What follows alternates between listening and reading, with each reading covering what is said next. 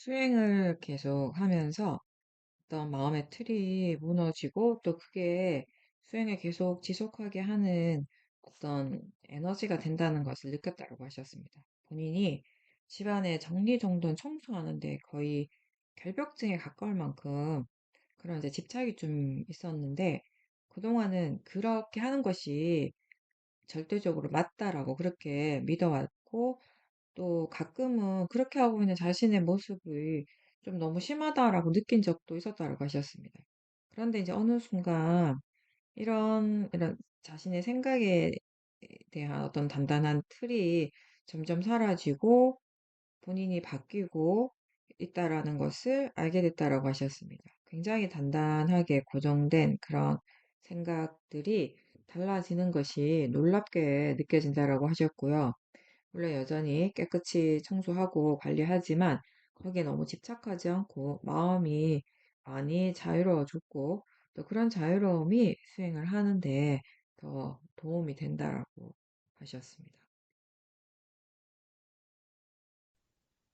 우리가 수행을 계속 이제 하게 되고 하고 마음의 질이라고 할까? 이제 사티와 지혜 이런 게 이제 달라지게 되잖아요. 그러면서 처음에는 이제 수행한다라고 하는 것이 어떻게 보면은 자선과 행선이라고 하는데 좀 국한되어 있고, 어떤 장소라든지 시간이라든지 이런 것들에 대해서 좀 제약적이었다면, 제한적으로 할 수 있는 일이었다면, 이게 이제 점점 범위가 넓어지게 되는 거예요.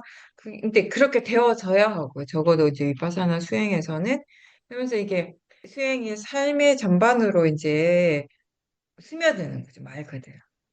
그래서 어느 순간부터는 이게 수행이고 이게 수행이 아니고 또는 이게 수행이고 이게 내 삶이고의 구분이 없어지는 거예요. 내가 스스로 근데 그 구분이 없어지는 건 내가 스스로 구분 짓지 않는다라는 것이거든요.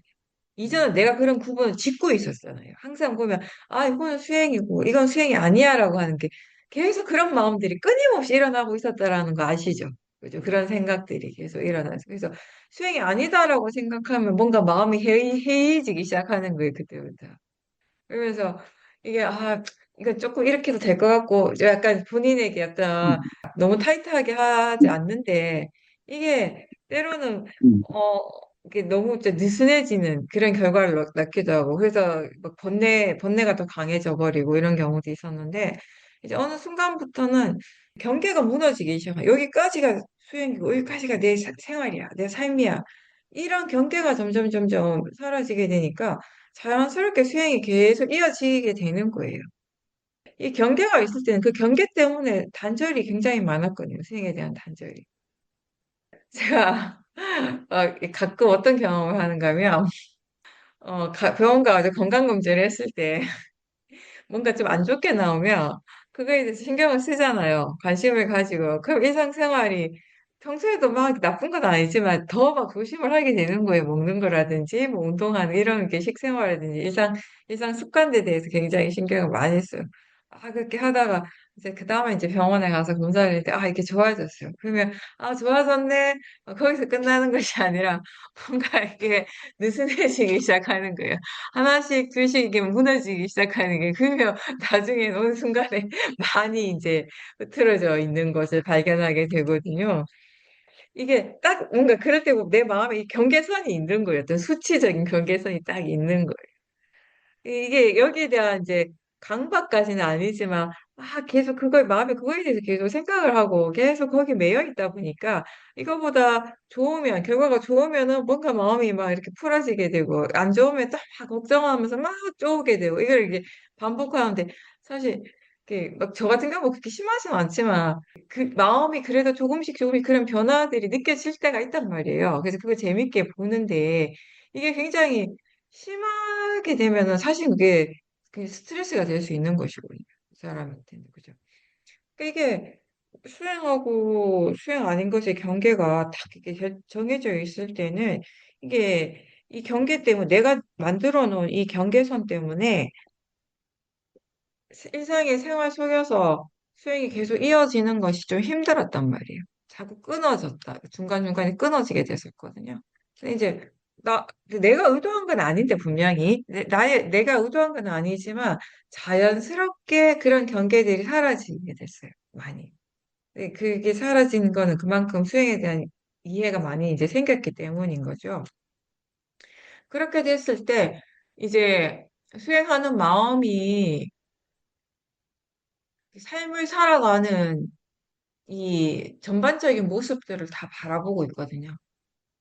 거기에서 우리가 또 많은 것들을 새롭게 알게 되는 것이에요. 그죠? 그래서 좌선하고 있는 나, 행선하고 있는 나 말고 일상에 그냥 평범한 삶을 살아가고 있는 나가 또 있는 거예요.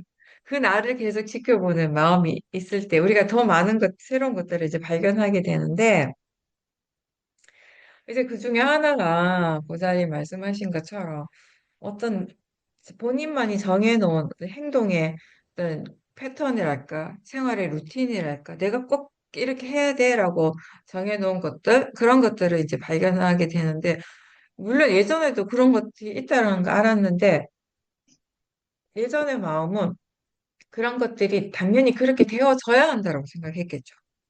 그러니까 그런 루틴이 그런 패턴들이 생겼고, 그걸 계속 오랫동안 고집하고 살았겠죠. 그죠? 계속 반복하면서. 그럼 이제 수행을 하면서 이제 그런 행동 그 자체를 보는 것이 아니라 그 행동이 반복되는 행동의 패턴 그 밑에 어떤 마음이 일어나고 있는가를 보는 거죠, 이제. 그게 수행이죠. 그렇게 바라봤을 때 그 행동을 반복하게 하는 거기에 뭔가 이렇게 강한 번뇌가 있다라는 것을 우리가 알게 되는 것이죠. 집을 깨끗하게 하고 주변 환경을 청결하게 유지하는 거 나쁜 거 아니잖아요. 좋은 거예요. 근데 그걸 너무 지나치게, 거기에 내 스스로가 너무 경직돼 있고, 그게 안 됐을 때 막 스트레스를 받고, 그렇게 하는 것은 뭔가 거기 이미 번뇌가 들어있다라는 것이거든요.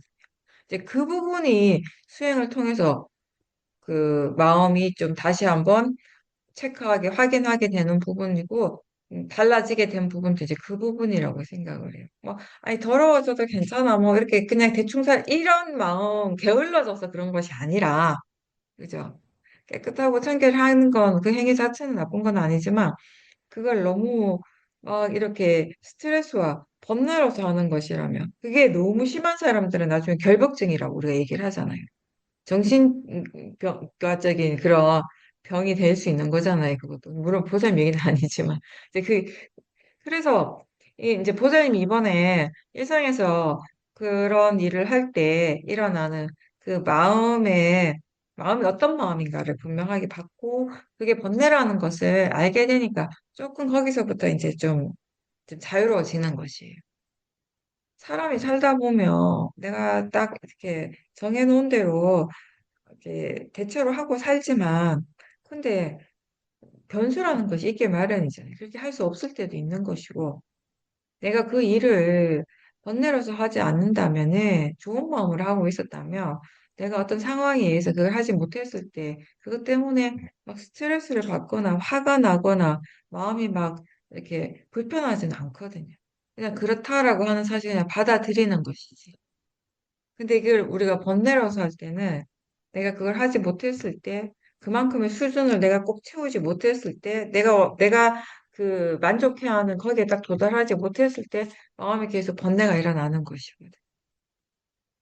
그런 부분들이 뭐 별거 아니라고 생각할 수 있지만 사실은 오랜 기간 동안 오랜 세월 동안 계속 반복해서 일어났던 나한테는 어떻게 보면 익숙한 번뇌들인 거죠. 이제 그런 것들을 우리가 하나씩 하나씩 보게 되는 거죠. 분명하게 알게 되는 것이고, 예전 같으면은 그냥, 아, 나는 원래 그랬지. 나는 원래 이런 사람이지. 그냥 이렇게 살아왔는데라고 그냥 당연하게 생각했던 것들을 수행하는 마음의 지혜는 그걸 그냥 원래 그렇다라고 생각하지 않아요. 당연하게 생각하지 않아요. 왜 그런가? 라고 이렇게 질문하는 거죠. 이렇게 하는 것이 과연 적절한가? 이익이 있는가? 라고 질문하고 조사하게 되는 것이죠. 이제 그렇게 하면서 오랫동안 반복돼 왔던 어떤 행동 패턴이라든지 삶의 루틴 같은 것들이 좀 달라지는 부분들이 생기죠. 그러면서 그런 것들이요. 하나씩 하나씩 이렇게 달라졌을 때 좀 그런 부분에서 내가 좀 너무 스트레스를 받지 않고 너무 매여 있지 않고 이렇게 좀 자유로워졌을 때, 그랬을 때 이게 마음이 굉장히 편안해져요. 그 자유로움을 느껴요. 그게 그만큼 내가 거기에 매여 있었다라는 것이기도 하거든요. 사실은. 내가 그때는 몰랐지만, 못 느꼈지만. 근데 그게 번뇌라는 것이에요. 그 마음이 번뇌라는 것이고, 그게 번뇌의 느낌이었다라는 것이죠. 이제 알게 된 거죠. 그런 것들을 이제 하나씩 우리가 알게 되죠. 그러면서 나라는 사람이 뭐랄까 점점 점점 이렇게 유연해지는 것이죠. 내가 내 자신에 대해서 굉장히 편안해진다라고 할까. 그런 부분들이 아무래도 생기게 되죠. 네. 그동안 내가 바르게 살아야 하고 나는 이런 사람이어야 되고 하는 것들이 많았다면 이제 그런 부분에서부터 조금씩 조금씩 이렇게 좀 자유로워지는 거기에서는 어떤 마음의 평온함과 자유로움을 느끼게 되는 거죠. 그 또한 수행의 이익인 것이죠. 그만큼의 여유가 생기고 그만큼의 여유는 또 다른 것을 내가 받아들일 수 있는 그런 또 어떤 그 여유가 되기도 하는 것이. 네. 그리고 또 이런 것도 있어요. 본인이 그런 것들을 많이 정해놓고 또 본인 스스로 그 정해놓은 대로 살고자 하는 그런 의도라든지 그런 마음의 에너지가 굉장히 강한 사람들은 이게 대체로 보면 자기 자신한테만 그러면 다행인데 주변 사람들한테 그걸 또 강요를 하는 경우도 많거든요. 내가 그렇게 하기 때문에 그렇게 다른 사람도 거기에 맞춰주기를 원하고 그렇게 해야 된다라고 생각하고 또 그렇기 때문에 그것 때문에 일어나는 가족들과 주변에 가까운 사람들과의 어떤 트러블이라든지 문제 같은 것도 있을 수가 있는 것이에요. 그죠? 만약에 내가 선생님이고 또는 내가 저기 부모라고 하면 학생들이라든지 아니면 자식에게 손자에게 그런 방식들을 은연중에 나도 모르게 또 강요할 수도 있는 것이고 그죠? 그런 부분들도 이제 우리가 또 생각해 볼 수 있는 거죠. 내가 내 자신에게 여유로워지면은 그만큼 상대방을 보는 데 있어서도 여유로워져요. 그래서 상대방에 대해서 굉장히 인내심이 생겨요. 기다려 줄 줄 알아요.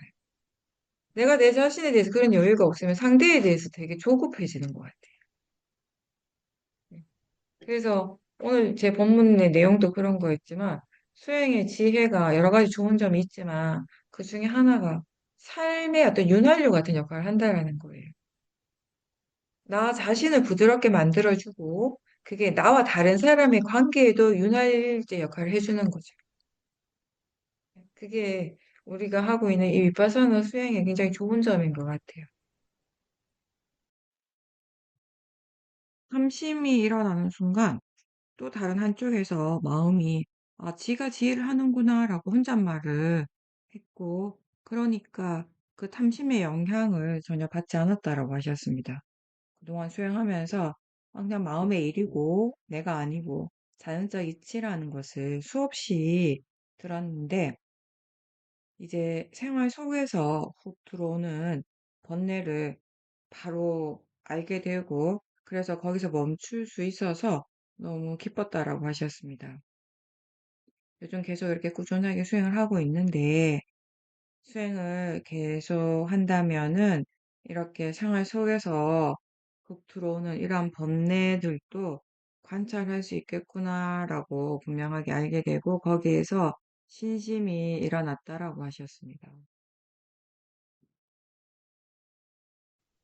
사띠가 항상 있어야 하는 이유인 거죠.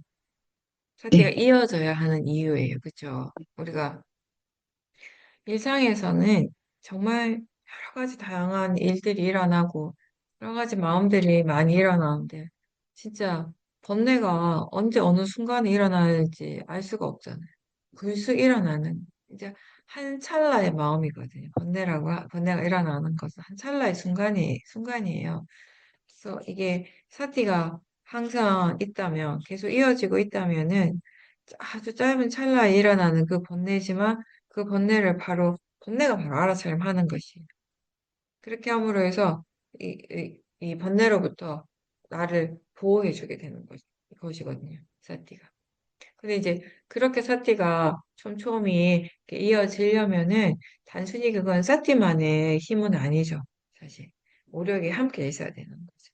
사마디도 있어야 되는 거죠. 무엇보다도 지혜가 함께 있어야지 그렇게 이제 일상에서도 늘 사티가 이제 이어질 수 있는 거죠. 그렇지만 그런 경험을 함으로 해서 아, 이 번뇌라고 하는 것이 이렇게 불쑥불쑥 이렇게 일어나는 것이지만 그래도 사티가 있다면은 이 번뇌를 알아차림할 수 있고 그리고 그 사티에 지혜가 함께 있었어요.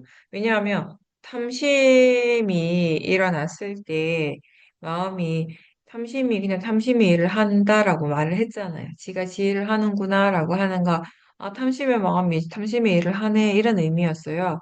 그거는 무슨 말인가 하면 그 탐심을 대상으로 보는 것이거든요. 그죠? 나로 보지 않고 자연적 이치로 보고 대상으로 보고 있었기 때문에 마음이 그렇게 생각을 할 수 있었던 거예요. 그래서 그때의 사태는 분명히 지혜와 함께 있는 사태였죠. 그런 지혜와 함께 있는 사태는 이렇게 찰나에 일어나는 그런 번뇌로부터 우리 자신을 보호해 줄 수 있는 거죠. 예. 그래서 항상 사티가 있도록 우리가 이제 노력을 해야 되는 것입니다. 번뇌라고 하는 건 언제든 일어날 수 있는 거예요. 번뇌의 잠재적 성향이 항상 있기 때문에 이게 탐심일 수도 있고 화일 수도 있고 그리고 이게 스스로는 내가 지금 화가 났다라는 거 또는 아 이런 탐심이 일어나고 있구나라는 것을 알지 못하지만 일어나고 있는 그런 번뇌들도 꽤 많거든요. 이제 사티가 계속 일상에서도 계속 이어지게 되면 이제 그런 아주 미세하게 일어나는 번뇌의 부분도 이제 알게 되죠. 캐치할 수 있게 되는 것이죠. 사티가 이어지는 것이 진짜 중요한 부분이에요. 사티를 뭐 한 번, 두 번 하는 건 다 할 수 있지만 관건은 중요한 것은 얼마나 우리가 계속 할 수 있는가, 이어지도록 하는가, 이게 문제인 거죠. 그렇게 했을 때, 이제 다른 좋은 마음의 힘들도 더 좋아질 수 있는 것이고요. 사티의 가속도가 있을 때, 이제 거기에서 더 깊은 지혜도 이제 일어나는 것이죠. 그리고 아까 강국보살님 인터뷰하고 연결되는 거지만, 일상에서 그렇게 사티가 이어지고 수행과 삶의 어떤 경계가 더 이상 구분되어지지 않을 때 정말 우리가 삶 속에서 이해되어지는 것들이 굉장히 많거든요. 그렇게 되려면 어쨌든 사티가 계속 이어져야 하는 것이 가장 중요한 부분이죠, 일단은. 그래서 이렇게 경험을 하면서 마음이 스스로 또 이해를 하는 거죠. 아, 정말 사태가 계속 있는 거, 항상 이어지고 있는 것이 중요하구나라고 마음이 그렇게 이해를 하는 것이 또 중요한 포인트죠. 그래야지 마음이 그렇게 할 수 있도록 계속 노력을 할 거니까, 스스로. 그런 자연스러운 위리아가 계속 일어나게 되니까. 친구분이 함께 만났을 때 그냥 수다만 떨지 말고 어떤 하나의 주제를 가지고 같이 얘기하자고 그렇게 제안을 해서 이번에는 모임에서 각자 책을 읽고 그 친구분 집에서 모여가지고 함께 식사도 하고 주제를 가지고 거기에 대해서 대화를 했다라고 하셨습니다. 그리고 본인은 가기 전부터 내가 대화에만 너무 빠지지 않고 알아차리면서 수행하면서 대화를 해야겠다라는 그런 마음이 깔려 있었고, 그리고 이제 친구분들 만나서 그 모임에서 즐거운 시간을 보내고 돌아왔다라고 하셨습니다. 근데 예전에는 그런 시간을 보내고 집에 오면 그 모임 동안에 본인이 굉장히 신경을 쓰고 막 집중을 했기 때문에 집에 오면 너무 피곤하고 잠도 잘 못 주무셨는데 이번에는 마음이 굉장히 편안하고 잠도 잘 잤다라고 하셨습니다. 그래서 아, 내가 모임에서 이번에는 나 자신을 완전히 놓치지 않고 수행을 그래도 잘 했구나라고 하는 그런 안도감이 들었다라고 하셨습니다. 계속 꾸준하게 수행하시니까 그래도 조금씩 조금씩 변화가 있죠. 그리고 친구들 모임이 정기적으로 계속 있으니까 갈 때마다 항상 마음의 준비를 하고 가시잖아요. 이번에도 마음의 방향성을 그렇게 잘 잡고 가셨잖아요. 그렇죠? 어떻게 해야 한다라는 것을 이제 알죠. 예전에는 그런 방향성 자체가 없었다면 이제는 수행자로서 어떤 상황에서든지 지금 어떻게 해야 되는가에 대한 어떤 방향성에 대한 부분은 이제 좀 분명하게 아실 거예요. 다만 그렇게 방향을 설정한 대로 제대로 그게 그 상황 속에서 실천이 되는가 안 되는가는 다른 문제이긴 하지만 어쨌든 기본적인 방향성을 완전하게 지금 이제 알고 있다라고 하는 거 그게 이제 중요한 것이고 그렇다면 이제 그 다음 단계는 그걸 계속 실천하면서 오는 부분이 이제 그 다음 단계인데 이게 실천이라고 하는 것이 그때그때 마음의 상태에 따라서 내가 계획한 대로 내가 방향을 잡은 대로 잘 될 때도 있지만 또 그렇지 않을 때도 있는 것이잖아요. 그렇죠? 우리 수행한다라고 수행을 하고 수행을 통해서 뭔가 이렇게 마음을 개발한다라고 하는 것이 아시다시피 굉장히 많은 경험들을 토대로 하는 것이에요. 마음의 질이 좋아진다라고 하는 것은 이게 그냥 단순한 게 아니잖아요. 수많은 경험들을 토대로 해서 이 마음이 좋아지는 것을 우리가 체험을 하게 되는 것이거든요. 그 수많은 그런 이제 경험들이 힘이 되어주고 정보가 되어주고 이렇게 되는 건데 어떻게 보면은 보살님의 삶의 패턴이 굉장히 단순하시잖아요. 지금은 대부분의 그렇죠. 시간 집에서 이제 혼자 계시고 가족들하고 있을 때도 있지만 그래도 막 이렇게 낮 시간은 거의 혼자 계시고 그리고 누군가를 만나서 함께 있는 시간들도 사실 예전에 비하면 좀 제한적이죠. 항상 거의 만나는 분, 친구분 몇 분만 이제 제한적이니까 그 이제 그런 반복되는 패턴 속에서 수행자는 사실은 수행하는 것은 훨씬 편하죠.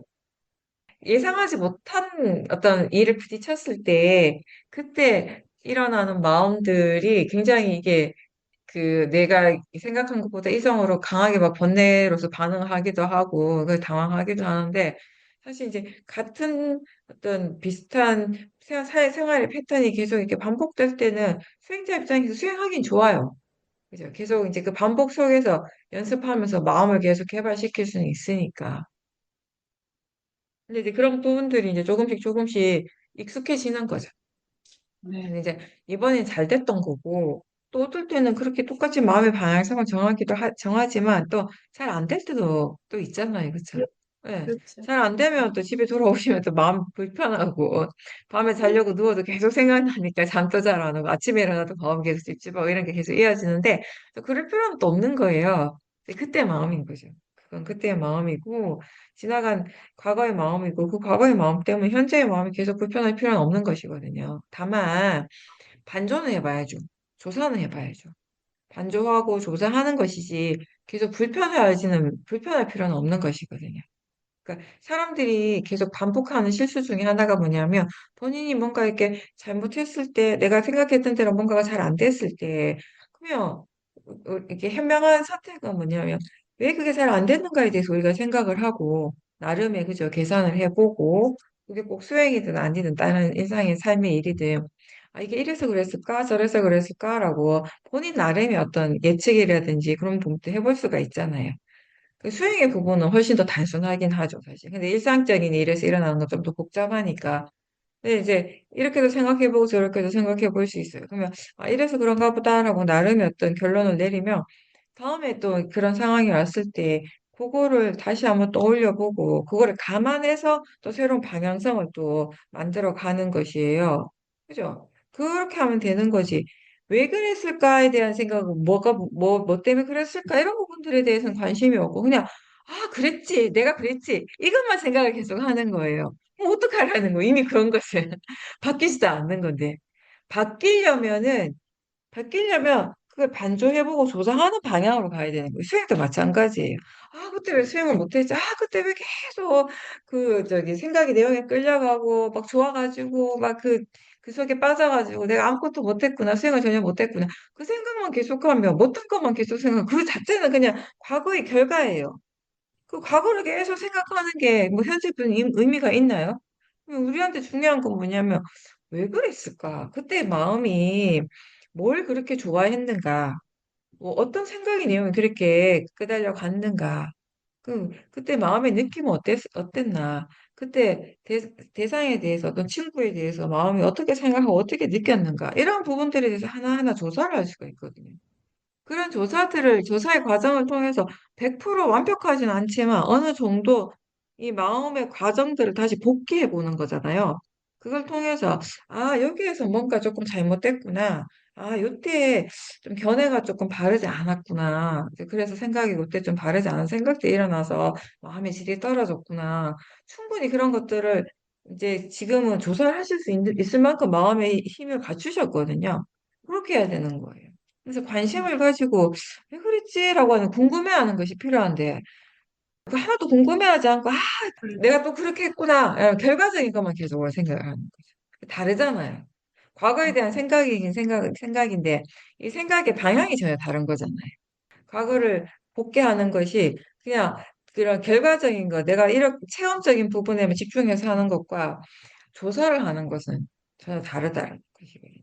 근데 그게 꼭 마음의 질이 안 좋았을 때, 수행이 잘 안 됐을 때만 그렇게 하는 것이 아니라 수행이 잘 됐을 때도 마찬가지로 똑같이 그렇게 하셔야 돼요. 그렇게 해야지 그게 조사예요. 양쪽을 다 조사를 해야 되는 거예요. 마음의 질이 좋아질 때는 왜 좋아질 수 있었는가에 대한 조사고, 마음의 질이 안 좋아졌을 때는 왜 안 좋아졌는가에 대한 조사를 하는 거죠. 그리고 그게 내가 좋아지고 내가 안 좋아지는 것이 아니라 마음이 그렇다라는 거예요. 마음의 상태가 그렇다라는 것이죠. 이제 그렇게 바라봐야 되는 거예요. 그렇게 바라봐야지 다시 볼 때도, 복귀해서 볼 때, 조사할 때도 그 보는 마음이, 생각하는 마음이 괴롭지가 않은 거예요. 그 나라고 보니까 사람들이 과거의 기억을 돌이키는 게 괴로운 거예요.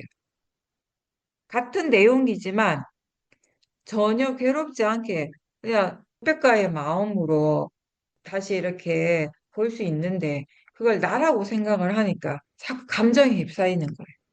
보기가 싫은 거예요. 그러면 어떻게 돼요? 다음에 같은 실수를 또 반복하게 되는 것이에요. 네, 그런 부분들. 그래서 아까 제가 본문에서 그런 얘기를 잠깐 했지만 왜 궁금해하지 않느냐는 거예요. 관심을 갖고 있으면 궁금한 거는 너무 당연한 거예요. 그렇지 않습니까? 내가 친구를 만나든 아니면 뭐 가족들 모임에 가든지 아니면 혼자 있든지 법에 대한 관심이 항상 있으면 뭔가 궁금한 것들은 거기에서 항상 생기기 마련이에요.